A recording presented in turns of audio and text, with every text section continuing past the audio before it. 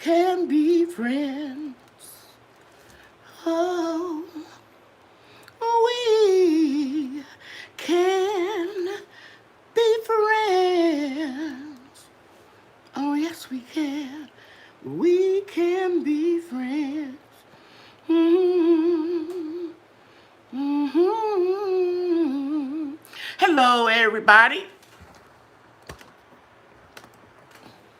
How you guys doing? I apologize for being just a minute or so late. My children held me up on a three-way text. Well, actually, it was 6 ways. 6 people involved in a text message about vacation. My children are crazy. I told them I have to go. So we have 15 people in the chat, and I am very grateful. Let's see. Clean my eyes. Allergies acting up. I've been wearing my mask outside, but sometimes I forget. And I was out there working today. Hello, Miss Debbie Epps. Blessed too. How you doing? Miss Kia Parks. Hello. Can you all hear me okay? Hey, nephew, Broke Farmer 76. Miss Quinny's Playroom is in the house. The movie star, Haley Lamarck. Hello, Sunshine. Hello, Barb Brownlee. Thank you for being here. Hey, Miss Brenda Allen. And Angela Bowden. See, what is that name? GT Junior Grows It. You know, I didn't even realize I was singing. I do that all the time, and I don't even be paying attention. The song gets put on my heart, and I be singing it all day long. Kim Stage 52. Helena Tyler is here. G-Ma. That's what my sister's grandchildren call her, G-Ma. Catherine Jones Ewing is here. Veggie Farm is here. Anastasia, I think I'm saying that right. Hello. Sifting Some Soil, 55. I love it. Gardner 99. May's Backyard Food Florist. Lazy Liz is in the house. Unicorn Lady Tech is here, and you can hear me fine. Thank you, Unicorn Lady. Growing with Jay, thank you. I think I said Catherine Jones Ewing. If not, hello, darling. And Truth, Love, and Light. Joy is here. Ladybug Palmer is in the house. Cynthia Israel is in the house. Shalom. Grown Lady Lynn. Grown Lady Lynn. She's so grown you have to say it 2 times. And let's see. I think that's it. I think I recognized everybody. I don't have any moderators in here yet. But we're going to get started, okay? Thank you guys very much, all of you, for being here. Lazy Liz Life. I thought you were in Indiana, but GT Junior Grows It is from Alaska. Is that what you're saying? Okay. Don't worry about it, grown lady Lynn. Just hop on in here when you can.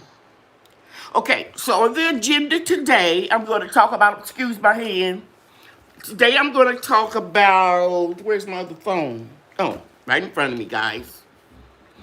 I'm going to talk about, I promise you all, when I post it, I'm going to show you how to do a simple face scrub to keep your skin exfoliated, and that keeps it smooth and slows down the aging process.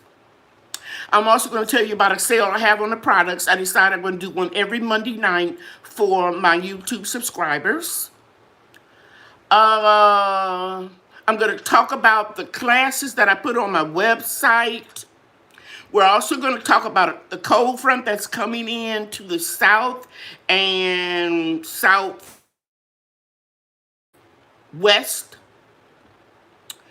I'm also going to recognize content creators, and then we'll, of course, before that, we'll have questions and answers. So right now, I want you to do me a favor and hold your questions.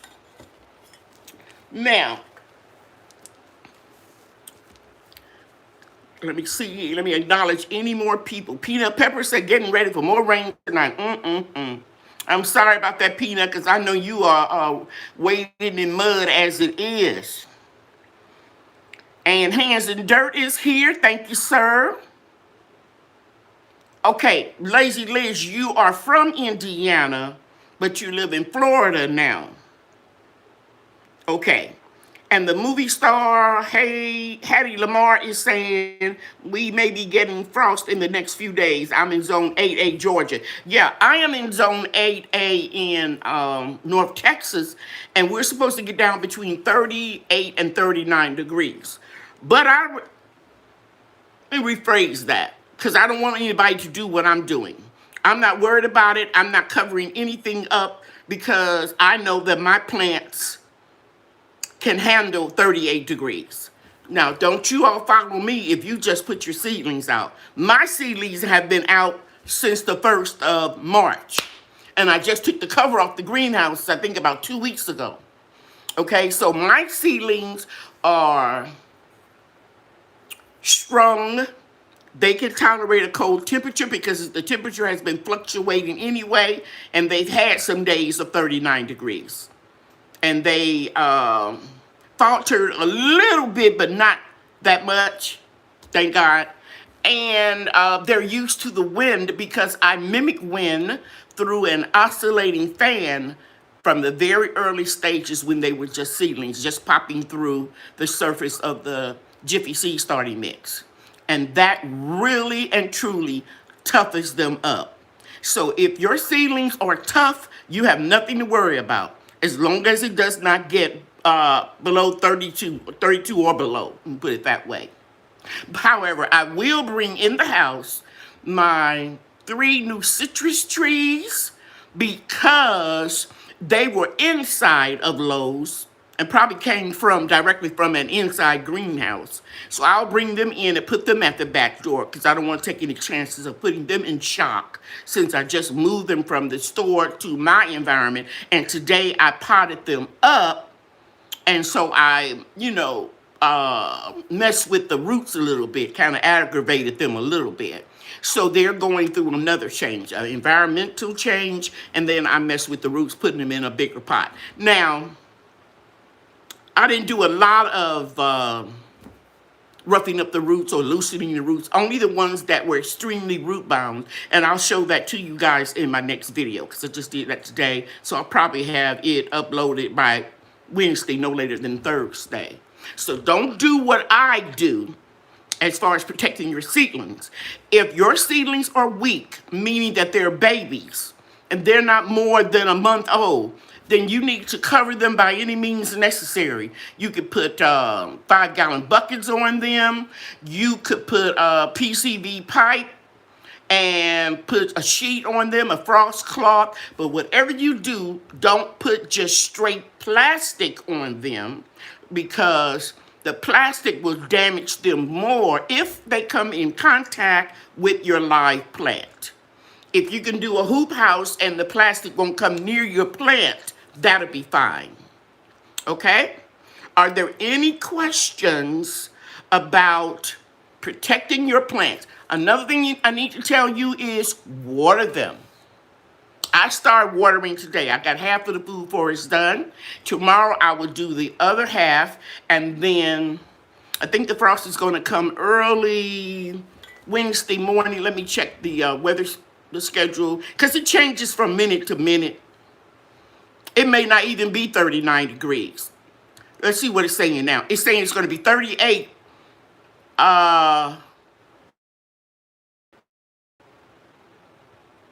Tuesday night, early Wednesday morning. So that means that I'm going to water everything again tomorrow. I'm going to hit the trees and stuff that I didn't get real well. And then the things that are growing in containers and the raised garden beds, I will give them a little bit more water. But now I need to tell you why I'm doing that. That will also insulate your plants. Another thing will help you is windbreaks. They create microclimates. And I know this to be true is because when I was experimenting, I'll show you this. This is one of my remotes. The other one is in my bedroom next to my nightstand. I have all of these sensors except for one where my soursop trees is right behind this folding screen. But the rest of them are in the greenhouse. But what I did prior to the cold fronts alerting me it's going to come in, I put some of these sensors, because I have 2 of these sets. So I have 6 sensors. I put them at various places in the food forest so I could see what the microclimates were throughout the food forest. So anywhere there's a structure, meaning that my water catch system or a shed, I have 2 of them back there, or a lot of the tall trees, they will act as a windbreak and keep the temperature a little bit warmer, okay? So I have microclimates, you can get this on Amazon. I have microclimates in my yard. So what I did was I surrounded everything that is in a raised bed that is not a tree. I surrounded them with the trees. No, let me say that again. I surrounded the fruit trees around them to give a break, a windbreak, and a microclimate to all of my garden beds. So the temperature in the garden beds will be a little bit warmer. So if it's supposed to be between 38 and 39, I can guarantee you, because I've researched, the beds will be about 40, 41, 42 degrees. And also, everything that is lower to the ground is warmer. I know it sounds crazy. You can bet your bottom dollar what I'm telling you is accurate. I will always tell you I read somewhere, or old timer, or somebody told me somewhere, or I saw it on a YouTube channel, and I don't take what people say on YouTube channels as gospel. You have to research, okay, yourself. I'll give you an example, and I'll get back to the microclimates. And if I forget somebody like Tommy's Homestead, I see a moderator's in here, remind me, Tommy, I left off on the microclimates. The 3rd year that I had my Miho Satsuma, I put it in a video. And another YouTuber, big time YouTuber, told me to pinch the blooms off because they wouldn't bear fruit.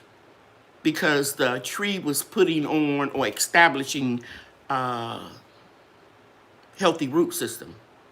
I mentioned in the video that I had the tree at that time for 2 years.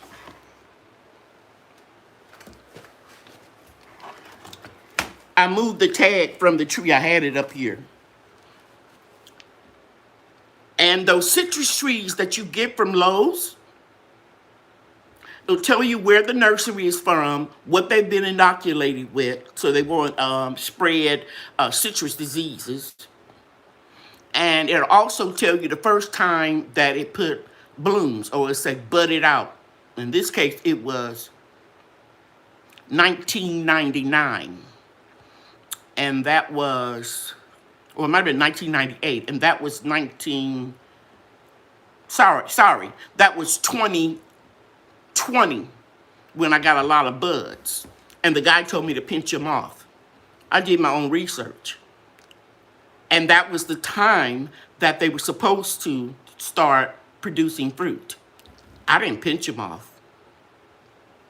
We had fruit last year. We, being me and my grandbabies, had Miho Satsuma. So don't trust what I say or anybody else says on YouTube as gospel, like it's scripture that is absolutely right. You research for yourself. Okay? Please promise me that you will do that. Now, I want to get something straight, and I'm not fussing at nobody because it's probably the way I delivered it. Last week I mentioned that I answer all comments and questions in the chat that I see. I may miss some. And if I think the answer is going to be too long to give in a live chat, I ask those individuals to email me. Some people took it as email me anytime you have a question. And that's not what I meant, because I'm not a human Google and I have a lot of things on my plate. However, I'm not being facetious or sarcastic. I will help those that first try to help themselves come into the live that I dedicate. I've been doing this, guys, for almost a year now. I come in every night and I try to be as humble as I know how and answer as many questions as I know how. And if off the top of my head, because I am a senior citizen and I do get some brain blanks or whatever you want to call them, sometimes I don't remember exactly, so I say email me. But don't email me, please, unless I asked you to. And I hope that wasn't being rude, because that's not my heart, okay? So when you watch the videos, don't take it as gospel and go back and research yourself. You have a wonderful tool on the internet that I didn't have when I was gardening. I had to rely on old people, books, and every now and then I pull out all my books and I show them to you. Well, most of them that are current. And the library, okay? We didn't have all of this social media, Instagram and TikTok. I'm not into that yet. I don't think I will be. And YouTube and a lot of other platforms. Facebook is one. Do your research. That is how you learn. Don't rely on anybody just to give you straight up answers. When should I plant corn in zone 7B? I don't answer those kind of questions, because that's easy. I direct you to the Farmer's Almanac or your local extension office. Every city has one. And well, let me say that again. Most major cities have one, and it's usually connected to a university. But if you Google for information in your garden zone, trust me, you will find it. Okay. Lazy Liz says, you are not being rude. Some people want to be given all the answers and not do any homework. Yes, that's what I'm trying to say, Liz. Thank you so much for understanding. Okay, so I see my nephew speaking to everybody, growing with Hudson. Thank you, C. Thomas. Thank you for being here. Bob Brownlee said, and I'm going to get back to Tommy. Remind me, I'm going to get back to the microclimates. Had frost over the weekend. We'll be getting rain tomorrow, changing to 2 to 4 inches of snow come Tuesday, 9th through Wednesday morning, Indiana Zone 5. Now, let me ask you a thing. Let me ask you this, Barb. Do you think that's a bad thing? Because it's not. Because the snow will insulate, and if it gets insulate your plants. And if it gets too cold, you get ice. You don't get snow. So when it snows, that's a good thing. In my next video, I'm going to show you the strawberries that I have that are ripe and ready to be harvested. I ate 3 of them while I was out there watering. Just rinsed it off. Really don't have to rinse off because I don't use no chemicals, but I was rinsing off while I was watering them and enjoying them. And what went through my mind was Bria, my strawberry girl, my youngest grandchild. She loved to get the first strawberries of the season. But the point I'm making is we got between 8 and 12 inches of snow. We have that polar freeze, some people call it Arctic freeze, whatever it was. We got 10 inches of snow, and it was on top of those strawberries. That insulates them. That, as well as the straw. So never worry about the snow. The snow will actually lower the temperature, and I'm getting back, Tommy, to the microclimates. That insulates them, lowers the temperature, and helps to create another microclimate in there, okay? But now, if it stops snowing and you get straight ice, then you have a problem. Okay. All right, so let me get back to the microclimates, and then green_sweep, I will answer your question. Actually, I just said what I wanted to say. The structures, the trees, if you put a covering over your garden beds, and if you get snow, And if you water them, you will create a microclimate. I guarantee you. So if you have mature plants, don't worry about it. 38 degrees, 37 degrees even, 36 degrees even is not going to harm your plants. How do you know, Lady Cheryl? Because mine have gone through it. Because I transplanted my tomato plants and pepper plants the 1st of March, about the second week of March. And I've got nice sized tomatoes. You'll see it in my next video on the vine. Okay. Now, let me go back up before I get to green_sweep. And I'm going to make sure that, Yankee Sister, thank you for being here. Thank you so much. Garden of Twitty, thank you so much. And she said, yes, ma'am. Always do your research. 100% agree. Because you know what happens when you research? Especially if you write it down, you will remember it. Whatever I write, I have total recall. I've always had a good memory. Ever since I was about 4 years old, I remember my father telling me you can remember anything. And he started teaching me 2 and 2 is 4, 4 and 4 is 8, 8 and 8 is 16, 16, 16 and 32, 32 and 32 is 64, 64 and 64, 128. I can go on and on and on because that's a gift that I have. I've been out of school. See, I graduated when I was 17, and I'm 67, so that is 50 years, correct? 17, yes. And I can remember 7 years ago, our fathers brought forth in this continent a new nation, conceived in liberty and dedicated to the proposition that all men are created equal, that they are endowed by their creators with certain unalienable rights, that among those rights are life, liberty, and the pursuit of happiness. And I can do the same thing with songs, church speeches, and what I read, I almost have total recall. And trust me, if you want to strengthen your brain, keep reading and keep writing, and you will not forget. And that's why I always tell my new gardeners to start a gardening journal. And for those of you that are in my Facebook group, you guys know that I'll put a post up with a chart, I can't think off the top of my head, but anything that I think will be instrumental in helping you with your gardens, I say, here's one for your gardening journal. And if you want to join my Facebook group, it's not for people who just want to ask questions. Yes, we don't mind, but we want you to do your research first. And the name of the group is the same name of my YouTube channel. And I reject people every day that won't even take a minute and answer the 3 questions. They're simple. 3 simple questions. But we have a really tight-knit group. I suspended the group for about a year, and I just wouldn't do no posts and stuff, and then I started back because of the pandemic, because it was a different group of people that were interested. Okay. Okay, do your research, and you will learn. Okay. Let's get back to the question. It's all caps. Thank you, green_sweep. If you have a question, guys, put it in all caps. What do you use your orange oil spray for in the garden? Very good. Only when it's 85 degrees or lower, I will use the orange oil to deter some insects, but mostly ants. They don't like the orange oil, and the orange oil kills them.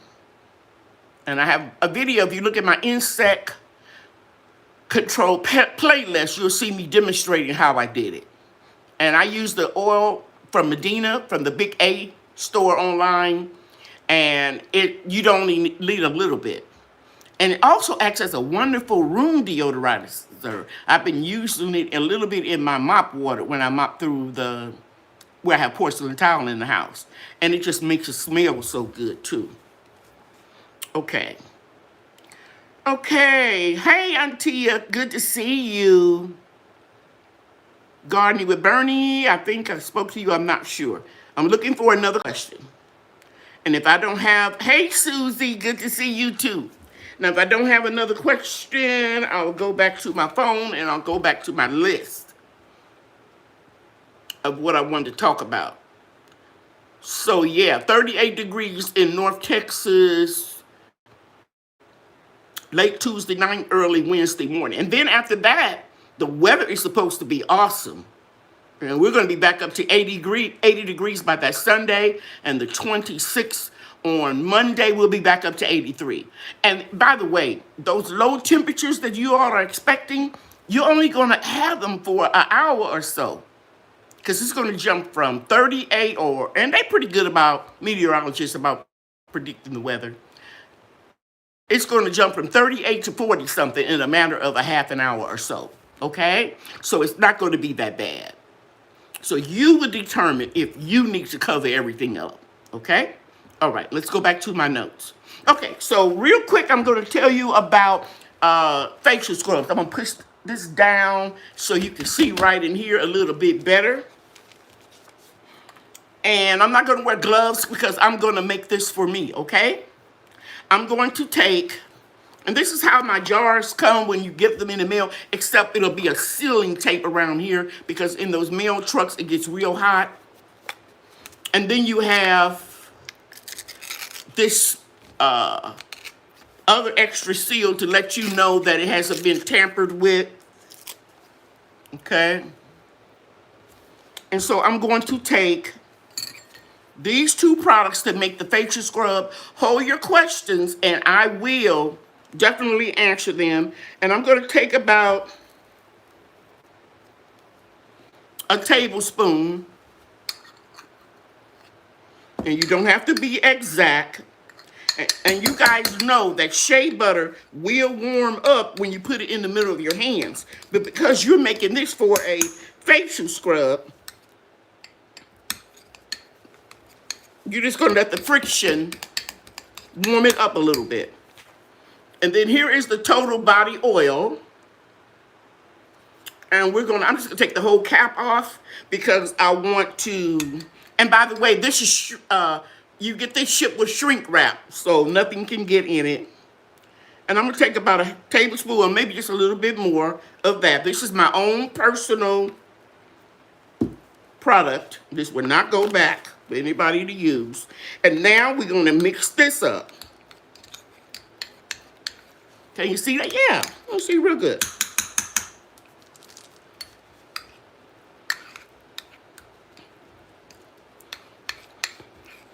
So all of these oils are penetratable oils that are very good for your skin. The only area that you are not going to put this scrub on is around your eyes, because your eyes, let me go back up so you can see me. Your eyes do not have sebaceous glands, the glands that secrete the natural oil. That's why when you see people get a facial, if you ever had one or you had some cosmetology training, you'll know. And men, you can do this too. You can do this too. It's a lot of men use more than you think to take care of their skin. And you don't want to put it around here. And you see like in the movies, they'll put a cucumber slice or something like that there, okay? And that is to keep that away from that eye area.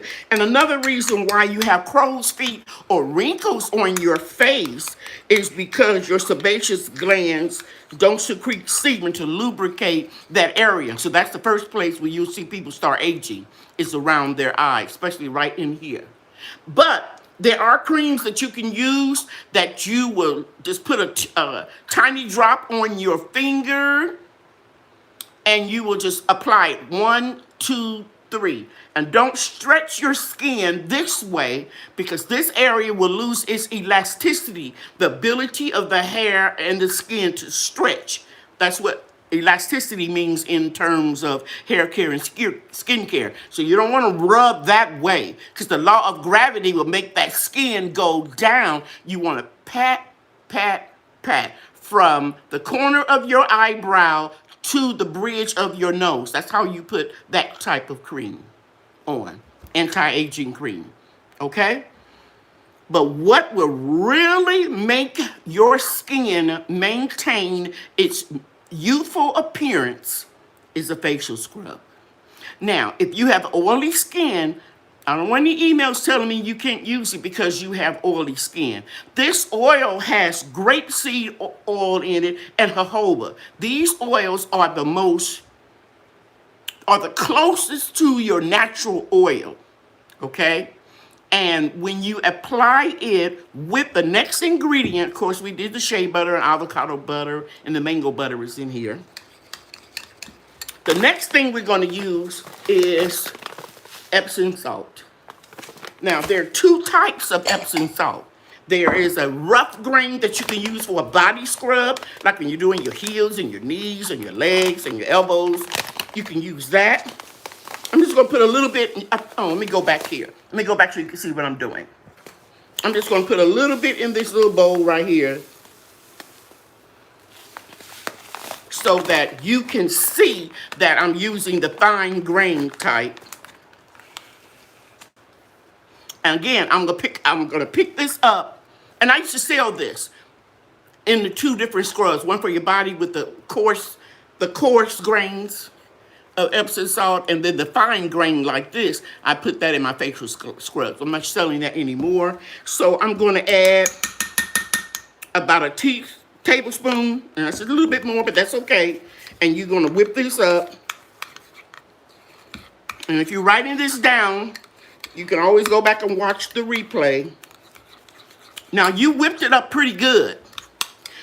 You don't need to whip it up a lot after you put the Epsom salt in it, because you want that salt to be grainy so that it can exfoliate the dead skin. Okay?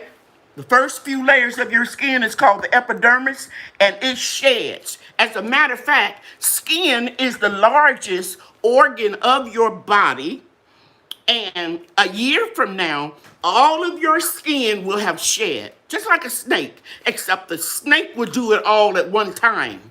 It'll wiggle and wreath until it finally comes all the way out. Ours shed every second of the day. But the skin on our face is a little sluggish, so we help it. I'm just going to put a little bit right here so you can see what I mean, but I can feel that grittiness by lightly massaging it. And when you rinse it off in a cooler water, you will see that your skin is going to look clearer and smoother, because while you are exfoliating dead skin, you're also opening up those pores a little bit. So your whiteheads, which are called melia, and your blackhead pimples, all of that stuff will express and go out. So if you do this regular, ladies and gentlemen, your skin will look smoother. Now let me show you something when you apply it. Hold your questions, and I promise you I'll get them. Now, you can defeat your whole purpose by making this exfoliant facial scrub and massaging your skin the wrong way. For example, the law of gravity. See my chins? And I say it with an S on it because I know I got a lot of them. I hold my weight in here. It's a family thing. Even when I was skinny, I had big, juicy, fat face. My husband says what he fell in love with me about. He loved my full face. But as you get older, your law of gravity will bring some of this down, okay? So the thing that you want to do is you don't want to drag any kind of facial wash, cloth, water, anything. You don't want to go this way. You want to go up and out. Up, any cream, any facial scrub. Up and out, so you don't hang and sag. Now, men don't have to worry about those manipulations that much because they have 100 more muscles than we do. And so they don't sag as much as we do or as fast as we do. Let's talk about Hollywood and entertainment industry. They get so many facelifts and stuff, women do, some men do too. But women would start earlier because they feel like they can't get the roles because they look older and they don't want to play the mama roles. And they come far and few in between. But men look more distinguished when they get a little bit older. So right now I'm appealing to the ladies. If you want to look older, don't take care of your skin. If you want to look younger, up and out. Even when you're putting your makeup on, when you're applying your foundation, ladies, and men wear makeup too, You want to apply it up with your little brush or your sponge, whatever you're using, the same way. Okay, do we have any questions? What is a good cream to use afterwards? I live for Noxzema. Haiti Lamar, I grew up with Noxzema. My face has never had soap on it. My mother was a midwife, and she studied skincare and herbs. So she never allowed us to use soap on our face. Okay, I'm going to go back, and I'm going to go see were any questions. I don't think there were. Love Lady is here. Unicorn Lady, thank you. Hey, Myra McCain, thank you. Now, I used to have 150 products. I might post that video that showed everything. I had the oily skincare, oily to normal, normal to dry, the scrubs, the mask, the toner, the face. I don't do that anymore, but I still make my own. But if you all, thank you, Hattie, if you all already have this,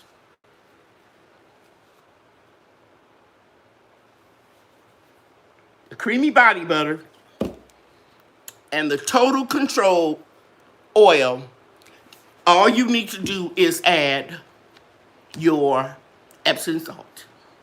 Okay? Now, tonight, I'm going to give you a special. If you purchase the oil, if you don't have it already, and the creamy body butter, I will send you a fourth a cup in a sanitized baggie. And I didn't put one out here, but this is my hand sanitizer.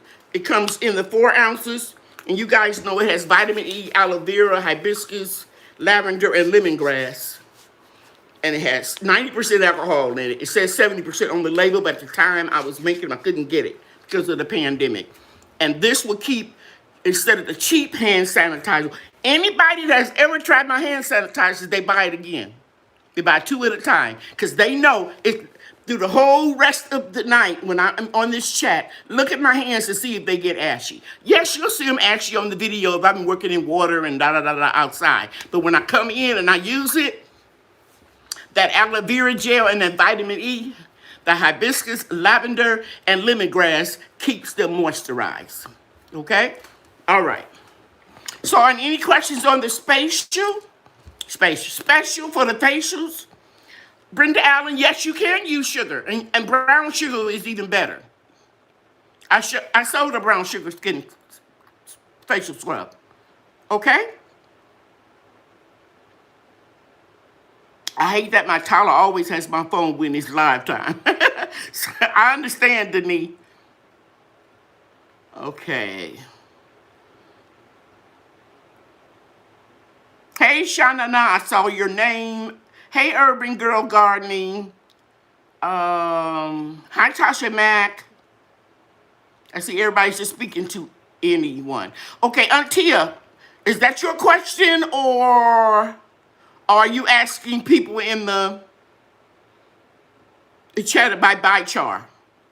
I've mentioned it before. I bought the biochar from the Big A store online.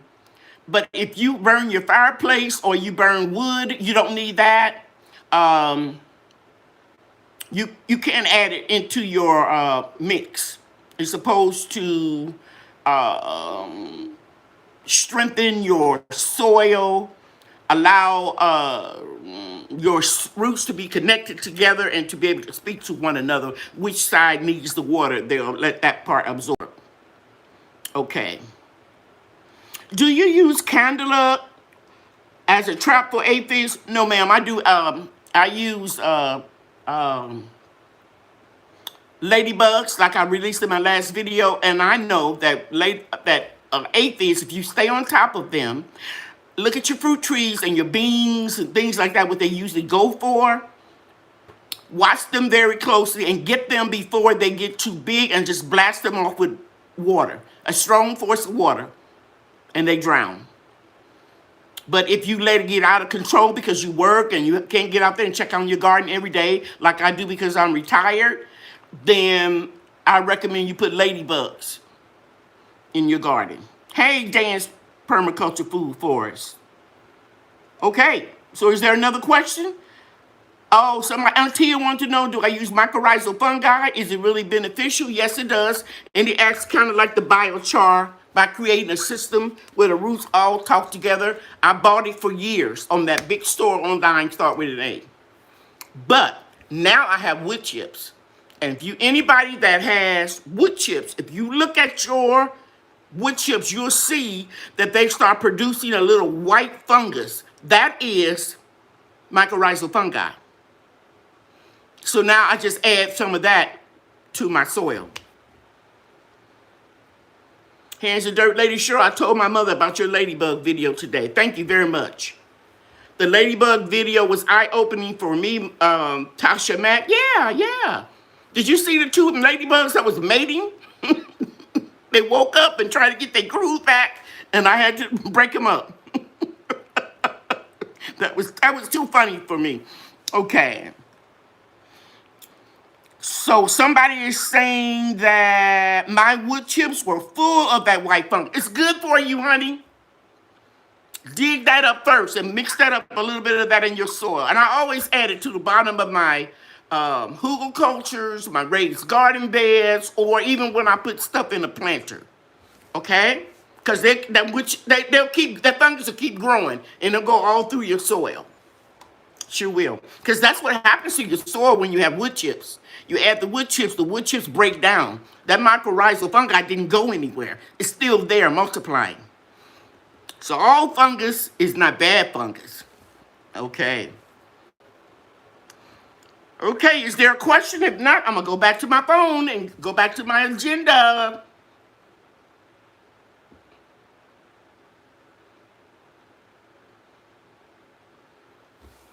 I didn't know that was beneficial. We throw them out. Oh, you won't do that anymore. That white stuff is the best stuff.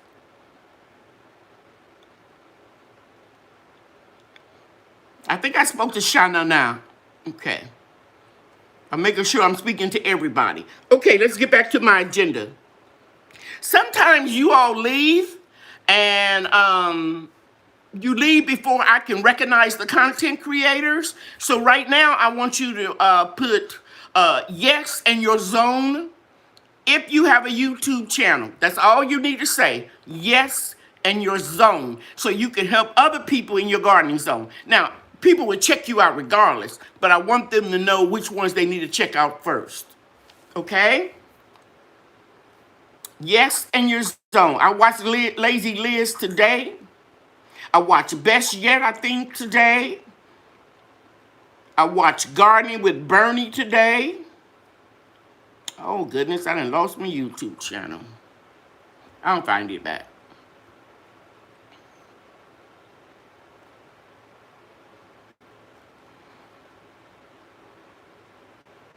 Yes. Renee's Garden. I watched several of your videos this weekend. Somebody talking about ladybugs. Okay. Tommy's Homestead. I watched you. KRW Beauty and Nature. I don't think I watched you this week. I don't know if I watched you before. I will check you out. Ladybugs, the price of ladybugs have gone up. If you get them in the beginning of the season, they're a little bit cheaper.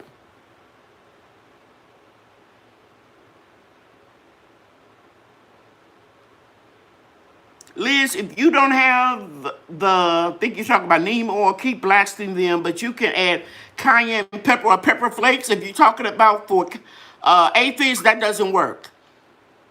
Hey, UT, I didn't see you there. I tried putting pepper flakes and cayenne pepper on aphids. I don't know if that's what you're talking about, though.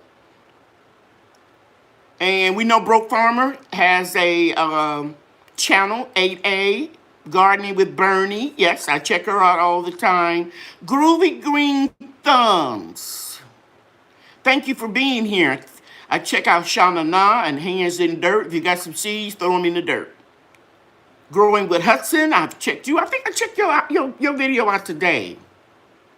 Thank you, Susie. I appreciate the shout out of my products.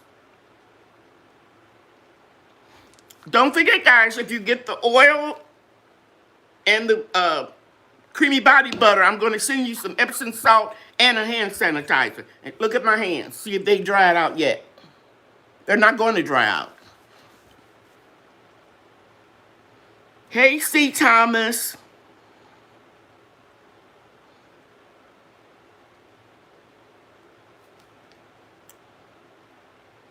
Okay, I think we got everybody. Angel Loves Garden. I think you had some shorts on. I think I saw about 3 of your videos today, between yesterday and today. I watched Dan today. I watched Tiny Texas Garden today. Mason, I'll check you out. Mason Gone with Mama Nature.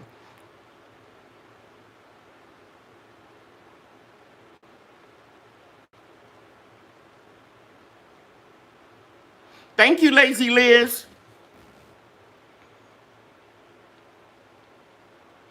Okay, here's a question from Miss B. Washington. If I put organic chicken broth in my soup, my water bath or pressure can, you have to pressure can soup anyway because soup is made out of vegetables. So you pressure can.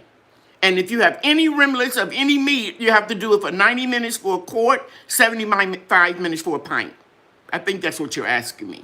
You probably already know you got a pressure can soup because it's alkaline. You only water bath acids, and that is all fruits and any vegetable that is pickled with 5% vinegar with the right amount. Haley Lamar says the hand sanitizer smells amazing. Thank you so much. Angela Bowden, can you use orange oil in your compost bin? You certainly can. Okay, I'm looking for another question. And that special is on until tomorrow at midnight, just like I do every week. I did it to midnight tonight, or midnight last Monday night, and then I extended it for another night. And you don't have to put anything on your order. You will automatically get the hand sanitizer and the Epsom salt. Thank you, Tommy, for putting the website on there. I appreciate you. Now, I don't see another question, so I'm going to go back to my list. I put the classes, the Zoom classes on my website. Somebody mentioned something about a curriculum. I wrote beauty school curriculum, so I'm aware of what a curriculum is. That's how I knew I was creative enough to become a published author. Because my talent for writing instructional things out, A, B, C, what you need to do to complete a procedure, that was recognized early in my cosmetology career. So I wrote a lot of curriculums for beauty schools in the Metroplex. So I'm writing up the curriculum, but I will not put the curriculum on my website for other people to take it as if it's their own. I would just put an outline. So I'm working on it every morning when I get up. So if you check back at my website daily, I'll put updates to it. But I did announce the first 3 classes. One is just an overview on all of the ways to preserve your harvest. The next class I think I listed was water bath canning, and then I listed pressure canning. And you can pay for it through my Cash App. You can email me and I'll give you more detail after you pay for that class. But if you have some just general questions, I'll be happy to answer them. Okay? But you can check with anybody that's in this live right now, and they will tell you that I'm very thorough with the classes. Okay?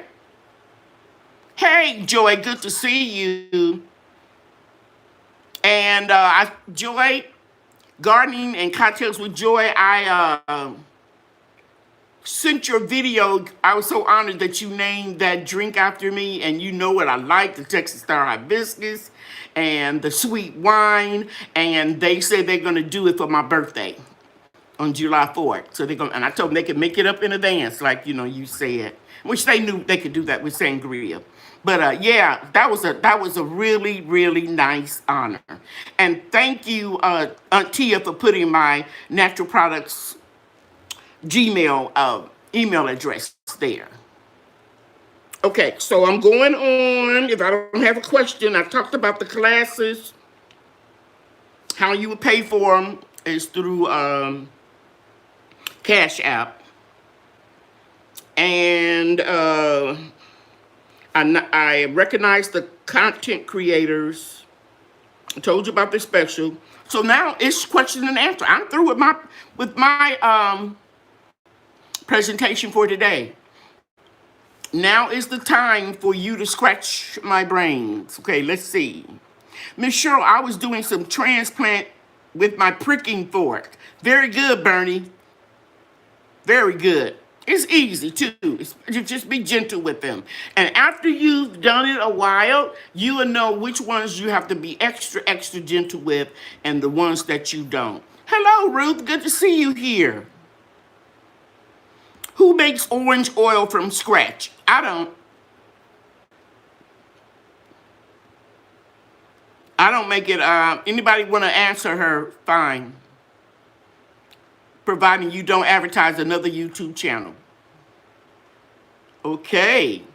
You like your lavender in your plant, Rhonda, or the lavender candle?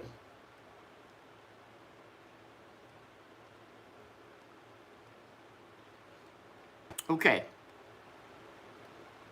Miss Cheryl, okay, I've said that already. Okay. Moderators, Tommy and Auntie, did I miss anybody's question?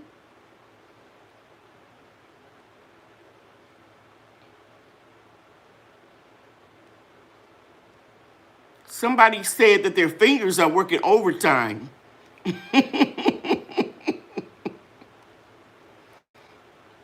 Oh, that was Tommy. Yeah, you've been really doing a lot. Be careful, because I know you had surgery.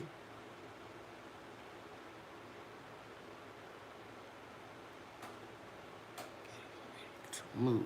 Tasha's getting ready to move. Okay.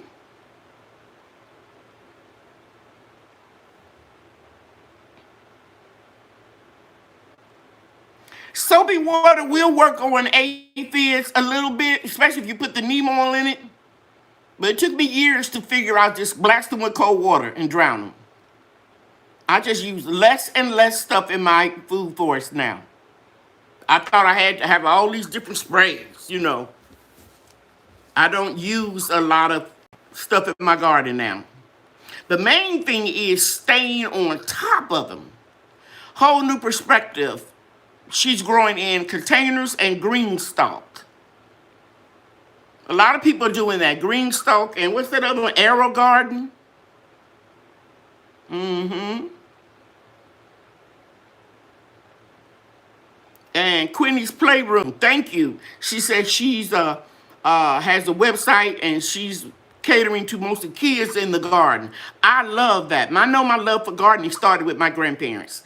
And that's why I'm really, really working with my grand angels to get them, because I know they're going to remember this stuff later. I know you all can agree with me. If you've ever worked in your mom and dad or your grandparents' garden, you remember that stuff.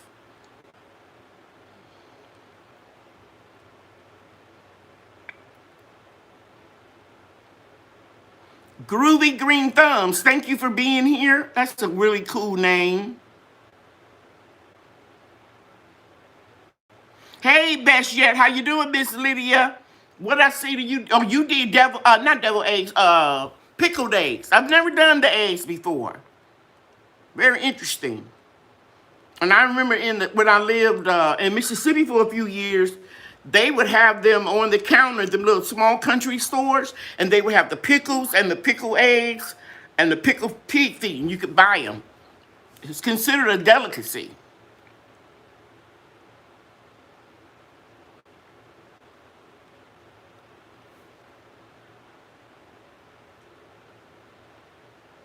I'm just reading some of your comments, Vince.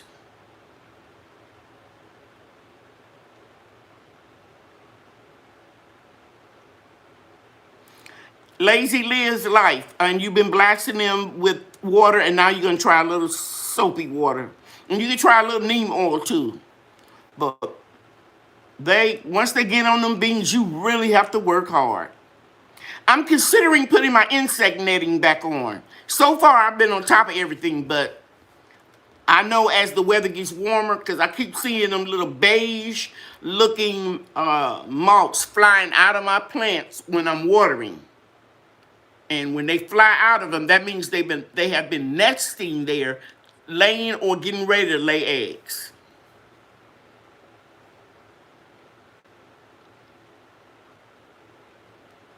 No, I didn't do a follow up, but what I do on the ladybugs, Miss Tommy Homestead Garden. Today I saw a couple of ladybugs on. I think I saw it on sunflower and a zinnia, and when I capture it like that, I'll let you know that they stuck around.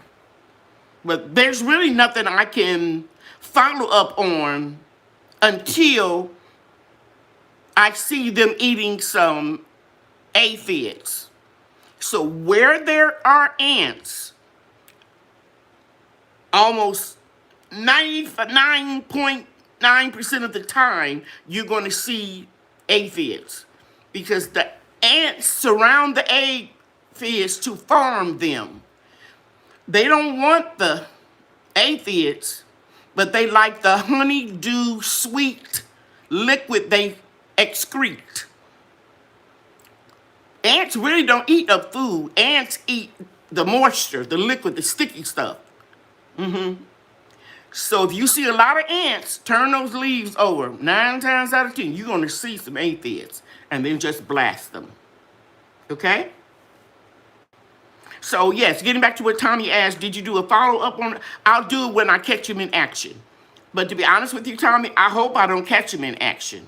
But usually I'll see him around May or June on my sunflowers and beans and okra. They love to lay those eggs on your okra.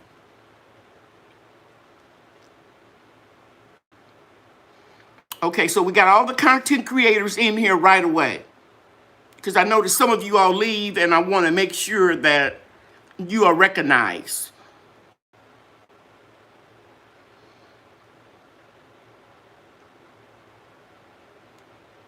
And Lazy Liz says she found some on the bell peppers. Yeah, they basically can lay anywhere. But those are the main ones that I see in my garden. Tiny Texas Garden said ants farm aphids like we do chickens. So that's right.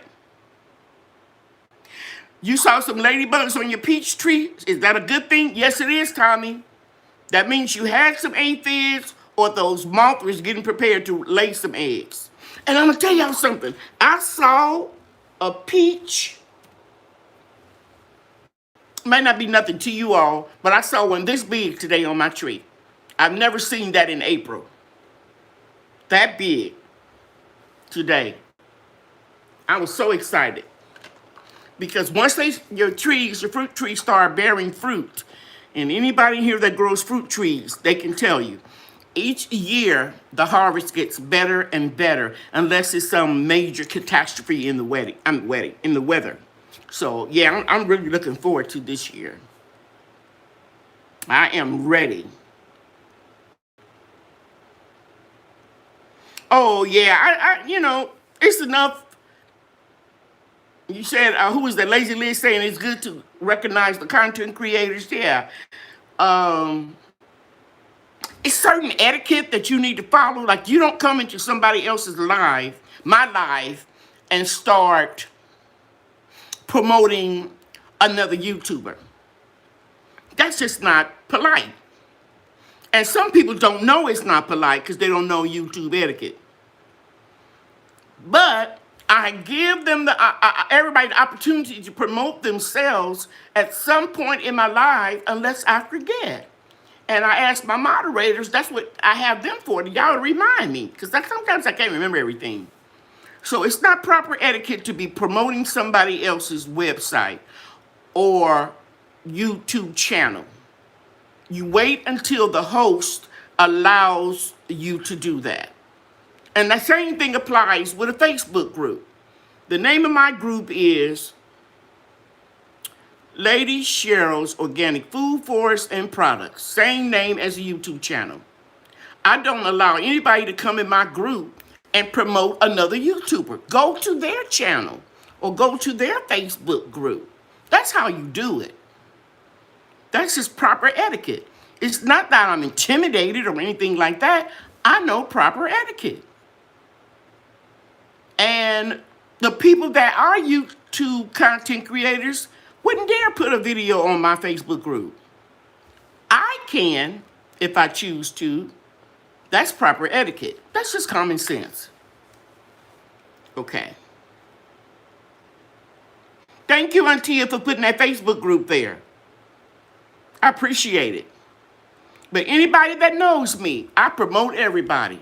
I'm not intimidated by anybody. I don't compete with other YouTubers. I only compete with myself to try to give you good content when I come on here Monday night. That's all I try to do. I just don't roll out of the bed and put some lipstick on and come on here and just say anything. I think about what I'm going to talk about. And that's what I do. And if I have any doubt that my facts are wrong, I look it up before I come on here. And for those of you that came in late, I told you about the guy trying to tell me to pick all my fruit off of my Miho Satsuma. I looked it up, and he was wrong. I don't know if he intentionally was wrong trying to hurt me. I don't know. But I know I left that fruit on, and we ate that fruit. And it grew. Only thing I didn't do that I should have, or only thing I wish I had done that I didn't do, I wish I let the fruit stay on there longer.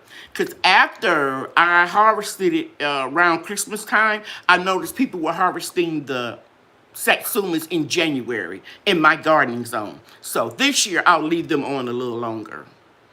I was so afraid that I was going to do something wrong. Or maybe I was just so excited and I want my grandchildren to taste it. So Unicorn Lady says she has a lot of ladybugs all over her backyard. I feel like I would step on them as I walk around. That is a blessing. Tommy mentioned to me in the comments, Tommy's homestead and gardening, she mentioned to me about a house had an infestation that they, I guess, rented or whatever. And they can get into the air conditioning system because I rented a suite, a salon suite, and they were coming all through the vents. And every time I saw them, I tried to catch them. If I wasn't busy doing hair, I would try to catch them and put them in a matchbox or something, or a little jar with holes in so I could take them and throw them in my garden. So that could be a good thing that they are in your yard. And you probably don't have a lot of aphid infestation. Hey, Catherine's Garden, thank you for being here. So yeah, so if you have a lot of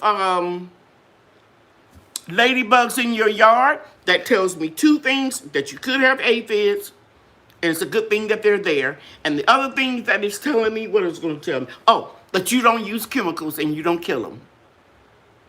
You see, because if you put out, like I said in the video, you release ladybugs, and then you start spraying or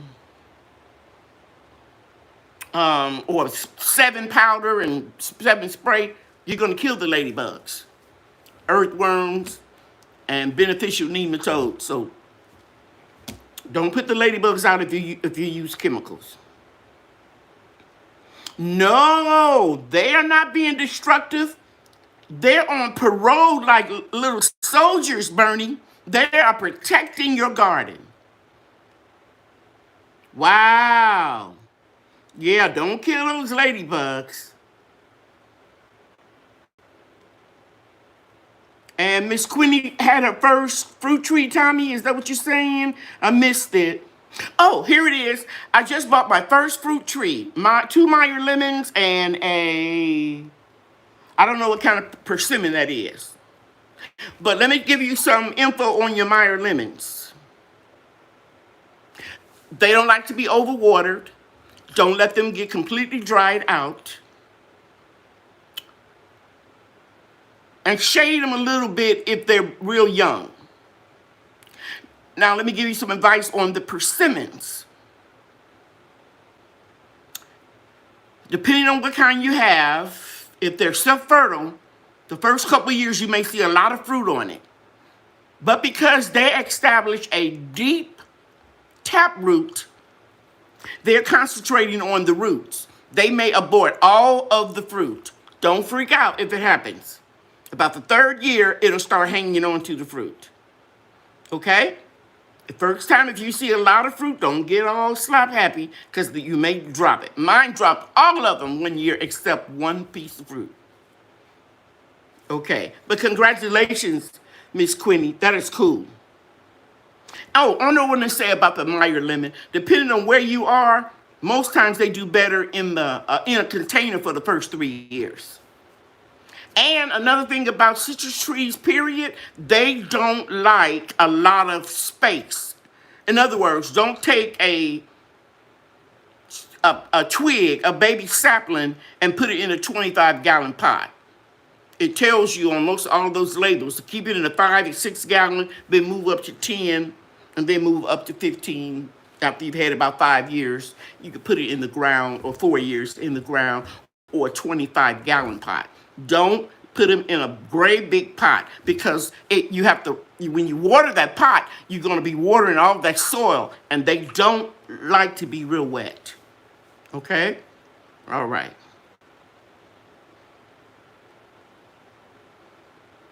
That is why you just have to watch when you go live and see how they run their channels. I agree with you, Tommy. Very smart lady. Mason gone with Mama Nature. Have you used the garlic mustard plant as a pesticide? No, I haven't.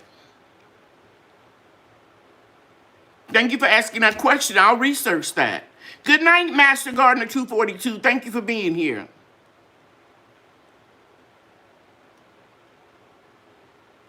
Okay, I'm missing something there. No, and you're not that late. Okay.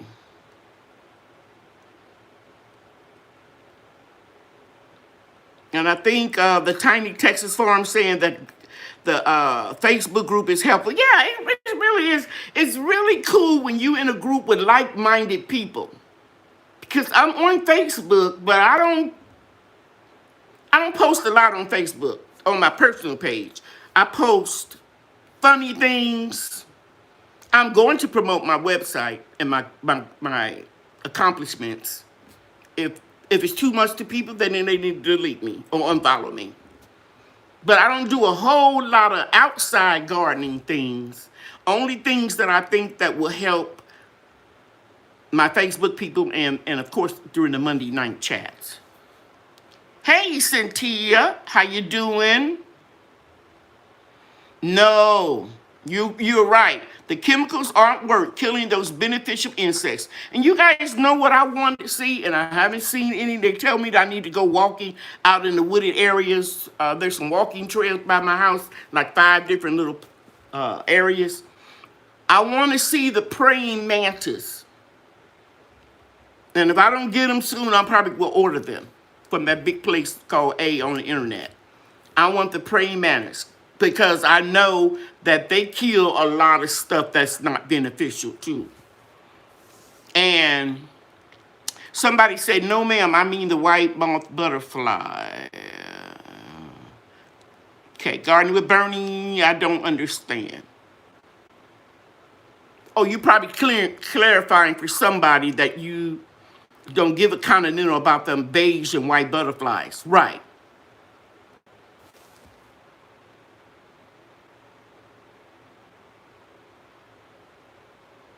Okay, somebody mentioned something, I just saw it on the phone about I'm going to go all the way down, about the non-beneficial nematodes. Here we go. Zone 10A, groovy green thumbs. Dry, windy, and hot bring spider mites. No natural remedies to get. No natural remedy. N-O-W. K-N-O-W. Remedies get rid of the control without harming beneficial insects. They tear up my garden.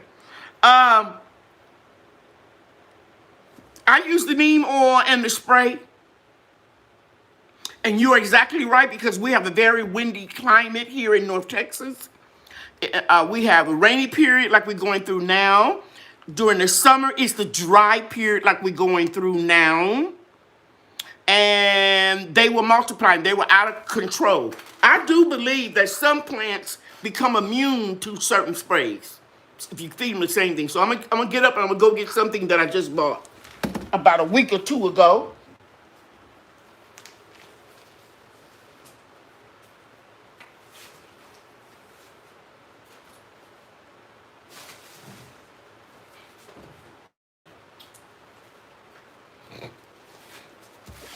Now, I'm not going to start off using these. And I shared this with everybody in my Facebook group. Anything that is formulated OMRI, that means it's organic, formulated for organic gardening. And I bought this at the same place I told you I get online, the big box store A. And it's ready to use. And it's an insect killer. And you just shake it up. And this is really good to kill what you just talked about, those white flies and aphids. I don't know, they're saying that it's good. I'm not recommending this. But I know by the time it got to be August, we had an infestation of white flies. It was even on the news, okay, in North Texas. So I want to try something else beside neem. And you can open this back up and right here, and it'll tell you everything that it kills. But it's 45 insects, and aphids and white flies is one. And then I bought this one because it was on sale.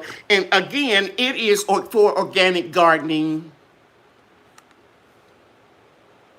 And this was only on sale for like $5.99, the same place. And you can use this on your ornamental shrubs, flowers, gardens. And you can apply this up to the day that you harvest it. And it was on sale. And it's just an insecticidal natural soap. Okay? So, and it has some other natural things in it too. So a lot of times, if you keep spraying the same thing over and over and over, they get a little immune to it. They build up a tolerance for it. It's like us, if we eat a peanut butter and jelly sandwich every day for 20 years, you don't want to see another peanut butter and jelly sandwich. Okay? But I want to try a couple of things in August, and I won't be using this right now. I'll be using the neem oil and the water, and I'm going to buy me some more Castile soap instead of using the Dawn, because it's natural. And I didn't have any more, because that's what I use to make my facial cleanser out of. It's all natural, no soap. Now, Tommy Homestead want to know, why are the dragonflies beneficial, and what do? They eat up mosquitoes. They eat up 100 mosquitoes during the day, one day. Leave them dragonflies alone. They don't do nothing to your vegetables. They don't eat your food. They just eat the mosquitoes. Okay? And let me get something. And thank you, whoever that was, for the super chat. Let me show you something else.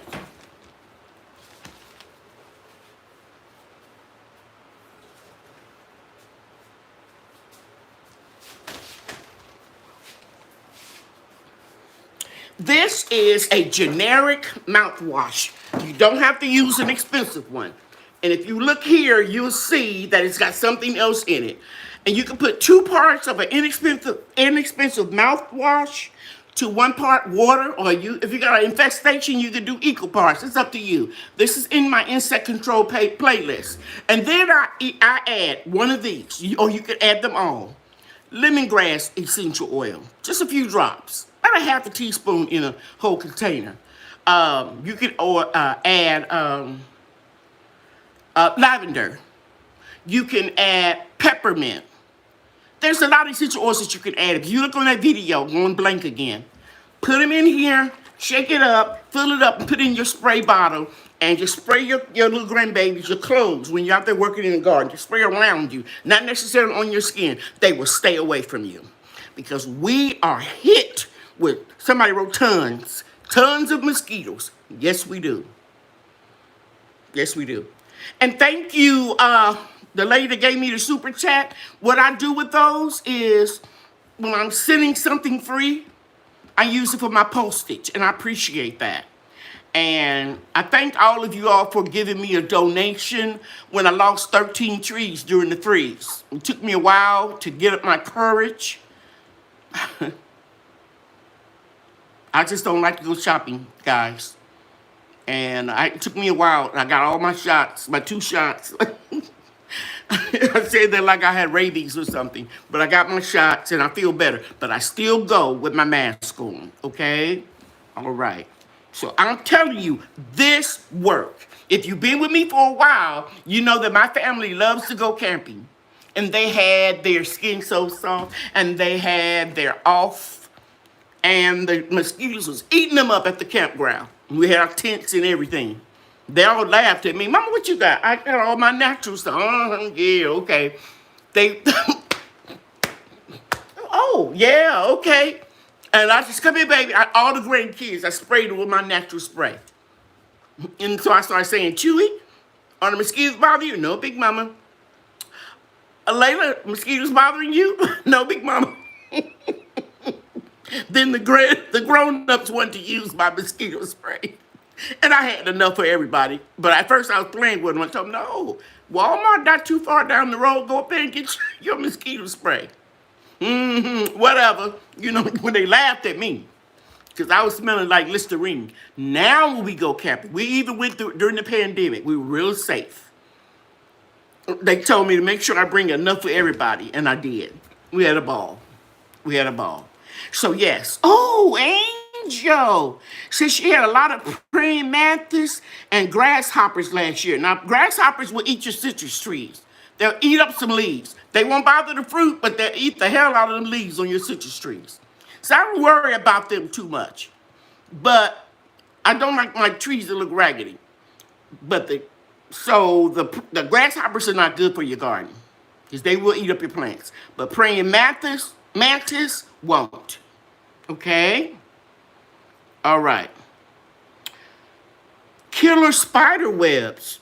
I don't have that problem. I just take a stick when I'm walking around the garden like this.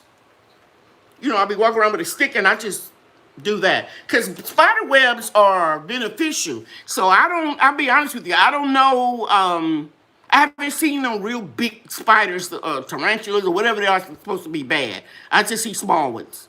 So I just use my little stick and just break them up. Because they will go from tree to tree. And you have to be very careful. Thank you very much, Goofy Green. I appreciate you.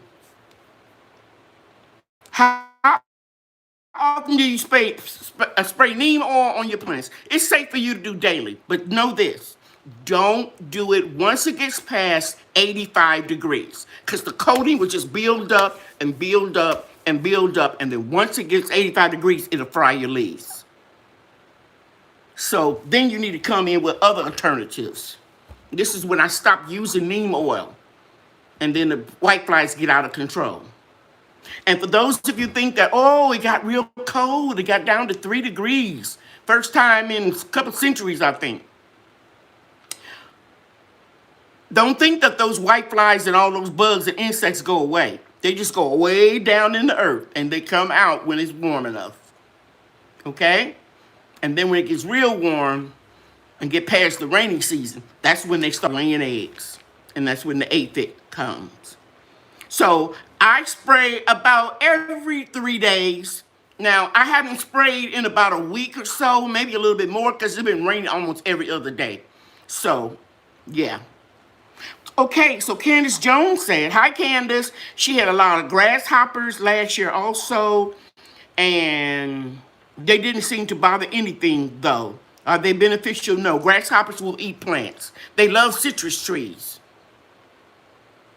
I can tell you for a fact. And let me tell you all, I think I told you all in the last year in the live that this might not have been a grasshopper because I was moving close. I'm so bold now, and I used to be real squeamish, and I was trying to get it, and that grasshopper jumped up and flew. Somebody told me that was a locust. I think that's what they called it. They said the grasshoppers don't fly, and it flew real high up in the tree.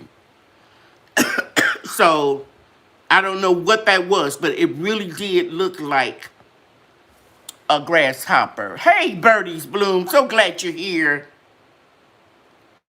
And Erica is here, Valerie Kimball. I found out about neem oil and warm weather the hard way. I'm sorry that happened, but I'm glad that you are letting people know what I'm saying in this chat is true. Do not, I repeat, do not use neem oil even though you dilute it with water, because the water will evaporate and the neem oil will build up on your leaves just like a cheap conditioner. I almost said a bad word. A cheap conditioner will build up in your hair. Excuse me, guys, I got to get that thought out of my mind. Give you an example. You remember mane and tail? Another word for tail. A cheap blank conditioner will build up in your hair. And believe it or not, that's what mane and tail did. It was the fad. It was everybody was buying mane and tail in the 80s and 90s, right? Then your hair would get so hard because that cheap mess contained what is called quaternarium ammonium compounds. Any chemists in here? Because I know I got some in my group. That will lay up on your hair. And it would coat it, and it would make it so strong and hard. So the hair wouldn't break off until it had so much coating on it that the bridge would collapse. And then it grew long, and you hung on to it, and then it broke. Wasn't good for your hair, though. Remember mane and tail? Yeah. Yeah. A cheap conditioner. A cheap blank conditioner. So don't put that neem oil when it gets hot. Start reducing it when you start looking at your weather report. How many of you look at your weather report several times a day? That's what you do when you're a gardener. And when I say it like this, gardener, you're going to look at that weather report so you'll know what you need to do. Okay. Came in a big bottle. Sure did. I was teaching beauty school and running a salon when that happened. It made, what is Castile soap? It's made out of like olive oil, palm oil, natural things. And it's not, it doesn't have surfactants in it, meaning that it doesn't have detergents in it. Some shampoos have, especially ones at the dollar store and stuff like that, and if it doesn't say on the bottle, surfactant or sulfate-free, detergent-free, paraffin-free, quaternary ammonium compounds-free. It's made out of plants, okay? Olive oil is a good one, Castile soap. And that's what I put on my skin. I don't use cleansers or, shouldn't say cleanser, soap. Because we use it so much. Huge bottle, yeah. Girl, birdie. You're talking about that Glover's mange. I grew up with that mess. And sulfur 8. Now check this out. Sulfur 8 had the one thing that you weren't supposed to put on your hair when you get a chemical relaxer. Let's admit it. Everybody was getting a relaxer. Some people call it a perm, straight. And then we put that sulfur 8 on it. Stinky stuff. It was not beneficial to your hair. And Valerie says she remembered the mane and tail. Yeah. Okay, thank you, nephew. Thank you for being here. So, I was going to say something. I got to find it. Who mentioned it? Oh, shoot. I saw it about the mane and tail. You get people that are vulnerable with hair conditioning issues, and so they're looking for the newest hype, the latest craze. They give people false hope, and that's why I tell people, if you got thyroid issue like me, high blood pressure like me, my hair growth promoter is only going to work on so many parts of my head. Some of the medication I take it's not going to make it work all over my scalp. And that's why you never need to buy any edge control. I don't want to call no names out, but any product that's made just for your edges. Come on, guys. If it works on your edges, it'll work everywhere. But if you have alopecia from chemotherapy, or like I said, you got a thyroid issue, I got part of my thyroid removed right in here. Certain areas in my crown are going to be thin for the rest of my life. Once you have that type of damage to your scalp or your follicles, even the hair promoter is not going to grow it back. So I don't give false hope. People have emailed me and said, well, does it work on traction alopecia? No. If you were a little girl and you had little braids on here real tight, no, it's not going to work on that because you have damaged your follicles. That's where your hair grows out, and then it has scar tissue over there. Okay? And a lot of minorities, colored people, people of color, we would get keloids faster than some nationalities, and you cannot break through.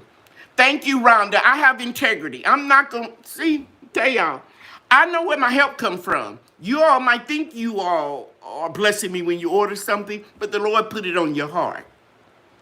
So I know where my blessings come from. And I must have integrity. And what's integrity? Honesty, character. You don't just sell anything just to make a dollar. There is a Rhonda that I really love. She's in my Facebook group. She's a hairstylist and a gardener, and we have a lot of stuff in common. And she put something on Instagram today that I read, and I had to comment. She said, don't worry about the quantity, worry about the quality. And I told her this, I said, amen.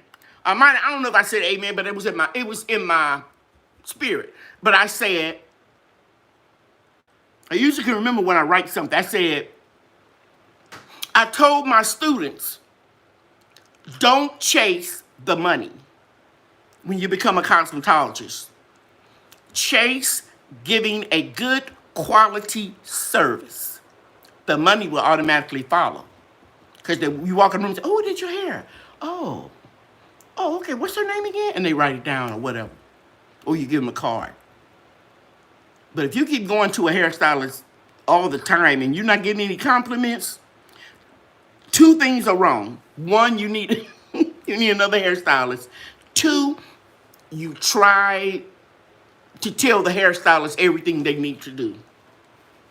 So after you get a certain amount of clients, oh, Rhonda in here? Yes. After you get a certain amount of clients. See, the last 10 years of my professional career, I worked by appointment only. I didn't have to do no walk-ins. Appointment only. Because I tried to do good work and have the person with healthy hair, and the money followed me automatically. You see? And when you do that, that word-of-mouth advertisement is the best form of advertisement. When you have good clients with healthy hair, they don't care about the 5-in-1 hairstyle because the hairstyle is going to change. And most of the women that I did are professional women. So they don't want the 5-in-1 who can do the latest whatever in the YouTube video, music video. You want professional women that have professional healthy hair. I don't know how I got off into that, but the same thing with your garden. It's not about how much you plant in there. If you're only growing 5 things, grow those 5 things well. Learn all you can about those 5 fruits or vegetables that you're growing. Don't try to have 50 things in there. Some stuff you don't even like, just so you think you're doing something, because you got all this stuff in your garden. I want to see your harvest. That's what I get impressed over. Show me some pictures of your harvest. Don't show me pictures of all your garden beds. I want to see what they produce. And I'm at the age now, because I know I did what I was supposed to do for as the pandemic was concerned. I'm going to say this, guys, and I'm getting off of here. I grew a lot of food that I could grow quick, fast, in a hurry, and give away. And I didn't film all of what I was giving away. And then I felt like I was doing my part by helping people and showing them where the bargains were and what you can grow fast, blah, blah, blah, blah, blah. And I did in the video. Okay, that's over. People need to start being self-reliant. So I'm moving in a different phase of my life. I'm growing what I like to eat and what my grandbabies like and what grows well in my climate. So I gave a lot of seeds away. I'm not worrying about no cucumbers. Aphids be all over them. Squash bugs all over North Texas. I don't care if you do it in the beginning of the summer or you get it in the fall. You still got them. I'm just not doing it anymore. And I'm not growing stuff that I don't like. Okay. I just want to share that with you. Okay. Somebody got in here and said, me, I do. They're talking about the stuff they used to do. What products do you recommend for little girls' hair? It's hard to find shampoo and conditioner for black girls. Any shampoo The key to it is making sure that you rinse it out. Any shampoo that's manufactured for dry hair, because most little black girls have dry hair, dry scalp. So anyone that's formulated for that type of hair, it's what you do after you shampoo it. Do you comb it from the bottom down to release the tangles, or you combing it from the scalp and yanking out a knot all the way through the ends? That's a whole different class. And I'm going to be doing that. I got on my website, I haven't announced what day I'm going to do it yet. I'm going to have a live model, and we're going to do the shampoo from beginning to end and how you detangle the hair. Just some basic stuff. Okay? But I wish I could answer you more. So I don't want to recommend per se a group, but product, because I don't think it's the shampooing. It's the frequency of the shampooing and how you maintain hair when it's wet. Okay? Have a good night. Renee is telling me. Okay, thank you very much, Renee. I'm glad you're here. Okay, would you use Castile soap on her hair? Yes, Antia. Yes. What are some of the things you plan to grow this season? I'm going to answer Barbara Williams' question, and we look to see if there's another one. Okay, and that's it. I'm going to answer her question. Barbara, I'm growing tomatoes, peppers, all kind of herbs like sage, rosemary, 2 different types of basil,